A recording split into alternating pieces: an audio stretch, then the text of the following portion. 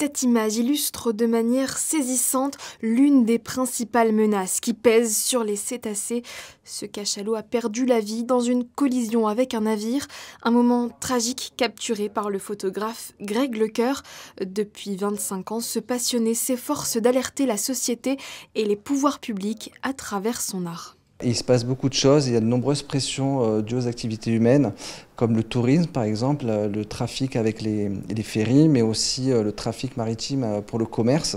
Et donc tout ça, ce sont des gros dangers pour les mammifères marins. Et aujourd'hui, ce serait intéressant, même très important, de réduire par exemple la vitesse des navires pour limiter la pollution sonore, pour limiter les collisions, la pollution chimique aussi. Cette exposition que le prince Albert II a découvert hier est soutenue par l'ACOBAMS, un accord intergouvernemental créé dans les années 2000 visant à protéger les cétacés. Donc on essaye de recueillir un maximum de données et d'informations sur les espèces, sur leur abondance et leur distribution, et faire la même chose avec les activités humaines qui peuvent avoir un impact sur les cétacés.